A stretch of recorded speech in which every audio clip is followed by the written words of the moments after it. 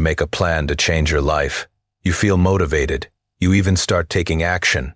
But within days, you're right back to your old habits. What if the problem isn't your willpower, but that your mind is literally working against you? In this video, I'll share 5 psychological techniques used by therapists and high performers that will help you finally outsmart your own brain and stick to the changes you want to make. I discovered these techniques when I kept failing at my own goals, despite reading every self-help book out there. Then I learned something shocking. Your brain has built-in systems designed to resist change, even positive change. It's not a flaw, it's a feature. The problem is, most people fight their brain directly, which is like trying to win an argument with yourself. You'll always lose. By the end of this video, you'll know exactly how to work with your brain's wiring instead of against it. So change becomes almost automatic. Let's dive in. Now, here's where it gets interesting, because this technique feels almost too simple to work, but it's devastatingly effective. The 2-minute infiltration is based on a simple truth. Your brain's resistance isn't to the activity itself. It's to the commitment. When you say, "I'm going to work out for an hour," your brain immediately calculates the energy cost, time investment, and potential discomfort. That triggers resistance. But when you say, "I'll just do 2 minutes," the resistance system doesn't even activate. Here's why this works. Research from Stanford's Behavior Design Lab, led by B.J. Fogg, found that behavior change depends more on reducing friction than increasing motivation. Your brain has something called the cognitive ease principle. It prefers paths of least resistance. A 2-minute commitment barely registers as effort, so your prefrontal cortex doesn't send warning signals. Once you start the behavior, momentum takes over. This is why Netflix autoplays the next episode. They know that starting is the hardest part, but continuing is easy. Here's how to apply it. First, identify the habit you want to build. Let's say it's reading more. Second, commit to only 2 minutes. Set a timer. Read 1 page. When the timer goes off, you have permission to stop. No judgment. Third, do this every single day for 1 week. Don't increase the time yet. Your only job is to show up for 2 minutes. Fourth, after a week, notice what happens naturally. Most days, you'll keep going past 2 minutes because the hardest part, starting, is already done. For instance, instead of saying, "I'll write 1,000 words today," try, "I'll write for 2 minutes." Instead of, "I'll meditate for 2 minutes," try, "I'll sit down and breathe for 2 minutes." The secret is that you're not actually building the habit of reading or writing. You're building the habit of starting. And starting is 90% of the battle. But that's not all, because even if you master starting, there's another mental trap waiting for you. This next one is crucial, and it flips traditional goal setting completely upside down. Most people schedule what they will do. The reverse psychology schedule is where you schedule what you won't do. Specifically, you schedule your self-sabotage. Here's what I mean. If you're trying to eat healthier but keep binge-eating junk food at night, instead of saying, "I won't eat junk food," you schedule it. Tuesday at 8 p.m. Junk food time. Planned, permitted, on the calendar. This works because of a psychological intention, studied by Viktor Frankl. When you try to suppress a behavior, your brain becomes obsessed with it. It's the don't think about a white bear problem. The moment you try not to think about something, it's all you can think about. But when you permit and schedule the unwanted behavior, the psychological pressure releases. Your brain stops seeing it as forbidden fruit. Additionally, research from the University of Pennsylvania found that scheduled indulgences reduce anxiety and impulsive behavior. When you know you can have the thing later, you don't need it desperately now. It's the same reason kids behave better when they know dessert is coming. The anticipation satisfies the craving temporarily. Here's the step-by-step. First, identify your main self-sabotage behavior. Be specific. Not "I procrastinate," but "I scroll social media instead of working." Second, schedule it. Pick 2 20-minute blocks per week, where scrolling is not only allowed, but required. Mark it on your calendar like any other appointment.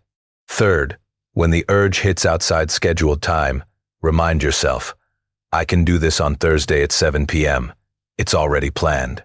Fourth, during your scheduled sabotage time, fully indulge. No guilt. This is your designated time. Common mistake to avoid. Don't schedule it immediately after the urge. If you always crave junk food at 8 p.m., don't schedule it for 8 p.m. Schedule it for a different day or time. This breaks the automatic trigger response pattern. For example, instead of fighting your afternoon social media addiction, schedule it Wednesday and Friday, 20 p.m., guilt-free scrolling. Your brain will relax knowing it's coming. Now, let's talk about something even more powerful. Most people don't know this, but the fastest way to change behavior isn't to change your actions. It's to change who you think you are. The identity swap trick is simple. Instead of saying, I'm trying to become someone who exercises, you start saying, I am someone who exercises. You claim the identity first, then your actions follow to match it. This might sound like fake it till you make it nonsense, but there's solid neuroscience behind it. Research from psychologist James Clear and earlier work by Albert Bandura on self-efficacy shows that identity drives behavior more powerfully than goals. Your brain has something called cognitive consistency. It works hard to make your actions align with your self-concept. If you see yourself as someone trying to quit smoking, your brain accepts that you might fail. But if you see yourself as a non-smoker, your brain will actively look for ways to make that true. There's also social psychology at play. A study published in the Journal of Consumer Research found that people who said, I don't eat sugar, identity statement, were significantly more successful than those who said, I can't eat sugar, restriction statement. I don't communicates identity. I can't communicates deprivation. Your brain responds completely differently. Here's how to implement it. First, choose the identity you want. Not, I want to be healthy, but I am a healthy person. Not, I'm trying to wake up early, but I am an early riser. Second, act from that identity immediately. Ask yourself, what would a target identity do right now? If you're a writer, writers write, even if it's just one sentence. Third, collect evidence. Every time you act in alignment with your new identity, acknowledge it. That's what a disciplined person does. And I just did it. You're training your brain to see the identity as real. Fourth, introduce yourself with your new identity in low-stakes situations. Tell a friend, yeah, I'm a runner now. Saying it out loud makes it more concrete. Common mistake. Don't wait until you've earned the identity. You don't need to run a marathon to be a runner. If you run once, you're a runner. Claim it immediately. For instance, instead of I'm trying to read more, say I'm a reader. Then ask, what do readers do? They read, so you read. The identity pulls the behavior out of you automatically. But wait, there's more to this. Because even with the right identity, your environment might be sabotaging you. This next one is quietly sabotaging millions of people every single day, and they don't even realize it. The invisible hand redesign is about engineering your environment so that good choices happen automatically, and bad choices require effort. Most people rely on discipline and willpower, but that's like swimming upstream your entire life. Smart people design environments where the current flows in the direction they want to go. Here's the science. Research from Cornell's Food and Brand Lab found that your environment influences over 200 decisions you make about food alone, every single day. You're not consciously deciding most of these things. You're responding to cues. If the cookies are on the counter, you'll eat them. If they're in the basement freezer behind the frozen vegetables, you won't. It's not about willpower. It's about friction. Behavioral economist Richard Thaler calls this choice architecture. The way options are presented determines which option you choose. Grocery stores know this. They put candy at eye level near checkout because you're tired, your willpower is depleted, and the environmental cue triggers automatic behavior. But you can use the same principle for yourself instead of against yourself. Here's the system. First, identify your biggest temptation or struggle. Let's say it S, watching too much TV. Second, add friction to the bad behavior. Unplug the TV and put the remote in a drawer in another room. Put a sticky note on the TV that says, "Is this really what you want to be doing?" Third, remove friction from good behaviors. Lay out your workout clothes the night before. Put your running shoes by the door. Pre-pack your healthy lunch. Fourth, create visual cues for desired behaviors. Put a book on your pillow so you see it before bed. Put a water bottle on your desk so you drink more water. The key is making good choices the default and bad choices require a conscious override. Right now, it's probably the opposite. For example, instead of keeping your phone on your nightstand, where you'll scroll before sleep, charge it in the bathroom. Now, scrolling requires getting out of bed. That's friction. But reading before bed? The book is right there on your nightstand. Zero friction. Another example. Instead of hoping you'll cook healthy meals, spend Sunday prepping 5 meals. Now the healthy choice is easier than ordering pizza. You've redesigned the invisible hand that guides your decisions. There's a scientific reason for this, and it's fascinating. Your prefrontal cortex, the part responsible for willpower, has limited energy. It's like a battery that drains throughout the day. By the evening, you have almost no willpower left. That's why you make bad choices at night. But if your environment is designed correctly, you don't need willpower. The right choice is just easier. This brings me to the final technique, and this one ties everything together. You've already watched this far, so let me share the most powerful technique of all, one that makes all the other techniques stick. The micro-reward system is based on this truth. Your brain doesn't care about long-term benefits. It cares about immediate feedback. When you work out, you don't get abs today. When you study, you don't get smarter today. When you save money, you don't get rich today. So your brain asks, why bother? The solution is to manually install immediate rewards for behaviors that have delayed benefits. Here's the neuroscience. Research from neuroscientist Wolfram Schultz found that dopamine, the motivation chemical, spikes not when you get the reward, but when you anticipate it. If you can create a small, immediate reward after desired behaviors, your brain starts associating the behavior with pleasure. Over time, the behavior itself becomes rewarding. This is classical conditioning, the same principle Pavlov used with dogs. But here's the trick. The reward must be immediate, within 30 seconds, consistent, every single time, and unrelated to the behavior's natural outcome. If you're trying to build a reading habit, the reward isn't getting smarter. That's too distant. The reward is checking off a box on a habit tracker and feeling the satisfying click, or putting a marble in a jar, or giving yourself one piece of chocolate. Something immediate and tangible. Here's how to build it.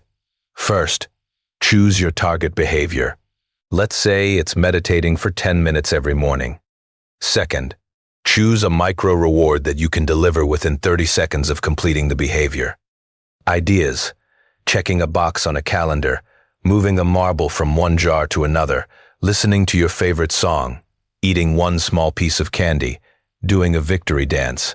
Third, make it non-negotiable. Every single time you do the behavior, you must give yourself the reward. No exceptions. Your brain needs consistency to form the association. Fourth, track your streak. Humans are loss-averse. Once you have a streak going, you won't want to break it. Common mistake to avoid: don't use rewards that contradict your goal. If you're trying to lose weight, don't reward workouts with junk food. The reward should be neutral or aligned with your goal. For instance, if you're building a writing habit, every time you write for your scheduled time, play your favorite 3-minute song and dance. Your brain will start associating writing with the pleasure of the song. Eventually, sitting down to write will trigger dopamine release on its own. Another example: if you're trying to go to bed earlier, create a bedtime routine you actually enjoy. Skincare, calming tea, reading a novel. Make going to bed feel like a reward, not a punishment. Your brain will start looking forward to it. The genius here is that you're hacking your brain's reward system. You're not fighting biology. You're leveraging it. You're speaking your brain's language. Pleasure, immediate feedback, consistency. Let's quickly review what we covered today. Number 1, the 2-minute infiltration. Commit to just 2 minutes to bypass resistance and build the starting habit. Number 2, the reverse psychology schedule. Schedule your self-sabotage behaviors to release psychological pressure and reduce impulsive urges. Number 3, the identity swap trick. Claim your desired identity now and act from it immediately. Your behavior will follow to match. Number 4, the invisible hand redesign. Engineer your environment so good choices are easy, and bad choices require effort. Number 5, the micro-reward system. Install immediate rewards after desired behaviors to train your brain to crave them. Remember, your brain isn't your enemy. It's just doing what it's designed to do. Conserve energy, seek pleasure, avoid pain, and maintain the status quo. You have everything you need to work with these systems instead of against them. The only difference between people who successfully change and people who stay stuck isn't willpower or motivation. It's strategy. Don't wait until you feel ready, or until January 1st, or until circumstances are perfect. Those are just more tricks your mind uses to keep you where you are. Start with just one technique from this list, pick the one that resonated most, and implement it today, not tomorrow. Today, I promise you, 30 days from now you'll look back and barely recognize the person who started. You'll wonder why you didn't do this sooner. But the truth is, you're doing it now, and that's what matters. If you found this helpful, hit that like button so more people can discover these techniques. Subscribe for more psychology-backed strategies that actually work in real life, not just in theory. Drop a comment telling me which technique you're going to try first. I read every comment, and I'm genuinely curious which one resonates with you. And if you want to learn how to build unstoppable discipline using neuroscience, check out this video next. I break down the exact brain chemicals involved in motivation and how to trigger them on command. Thanks for watching, and I'll see you in the next one.